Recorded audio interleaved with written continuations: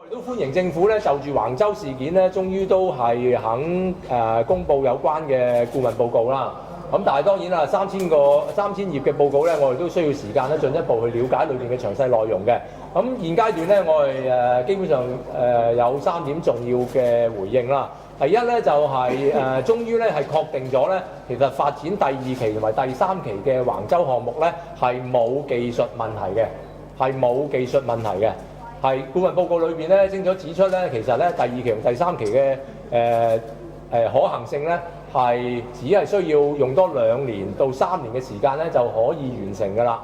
咁呢個有別於政府一直所講咧，就係話第2、第3期遇到嘅技術難題咧係不能開展或者要無限期拖延嘅。第2點可以確認咧，就係話顧問報告裏邊提出咧3期咧係可以同步開展。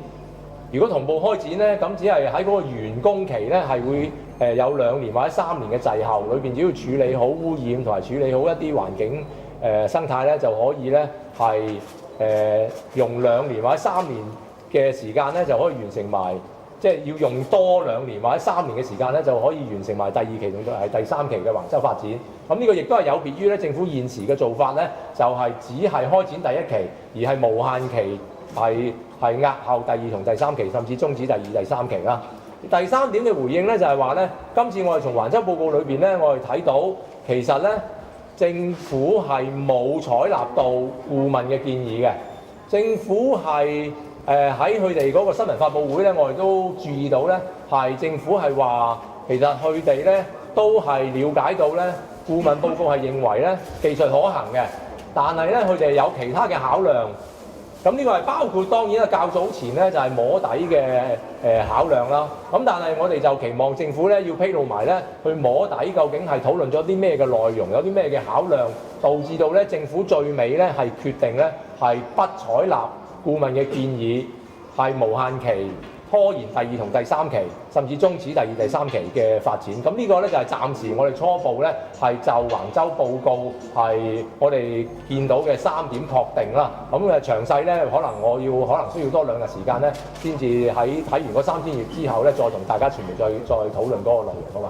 初步咧就睇咗個報告咧，就話有好多都係屬於關於摸底嘅資料咯。咁其實會話再就政府關於摸底呢一方面咧，再要求佢加多少個報告講多少啲。係嗱，當然咧，其實我哋係了解嘅。嗱，顧問咧佢係做可行性研究嘅，佢係就住技術啦，就住公眾諮詢啦，就住相關嗰啲係技術問題去做可行性研究，佢係唔會討論官員點樣去摸底嘅。呢個當然我一早已經知道嘅。咁但係起碼咧就係有我頭先講嘅3點確定啦。大家會見到係顧問報告清楚講出咧，技術係冇困難嘅。技術嘅困難係可以克服嘅，所需要嘅只係多2年或者3年時間就可以完成第2、第3期㗎啦。咁呢一點係重要嘅。咁所以咧，我哋當然啦就係話點解顧問有一個可行嘅建議，而政府最尾係冇採納。中間咧，政府係承認係因為有其他嘅考量，包括摸底。咁究竟摸底討論咗啲乜嘢內容，係導致到政府係會放棄，係不採納顧問嘅建議？明明技術係可行，點解不採納，而係會決定無限期拖延，甚至放棄第2、第3期呢？咁呢個咧正正就係喺摸底，究竟具體內容係乜嘢？呢一度咧係我哋需要追問嘅。咁所以咧，我哋就當然期望政府肯進一步披露。如果政府一直唔肯提供嘅話咧，我哋咧就會係有同事咧係會考慮係透過 P&P 咧係向政府進一步咧係傳召證人同埋索取有關嘅資料咁樣。Okay. Could you briefly summarize the major contradictions you have found in the report with what the government said earlier about the one-child development, and what follow-up actions are you and your colleagues are likely to take following this release of the report? So first of all, we welcome the government's release of the consultant's report on Wangzhou development project. But of course, right, it was just released minutes ago, so it takes time for us to read in details. Well, initially we had 3 preliminary conclusions. First of all, the consultant's report confirmed that basically there's no technical difficulties because the second and the third phase can be completed just with 2 or 3 years longer. And secondly, the report also suggested that the 3 phases can be commenced at the same time, and then it can all the technical difficulties can be handled by 2 or 3 more years in phase 2 and 3, which is very different from what the government said, that it is because of the technical difficulties that the government suggests not to commence phase 2 and phase 3. Well, the third point we identified from the report is that the government did not adopt the consultant's recommendations, even though the consultant's recommendations is positive, confirming that technically there's no difficulty. But why the government did not adopt the consultant's recommendation but decided to defer phase 2 and phase 3?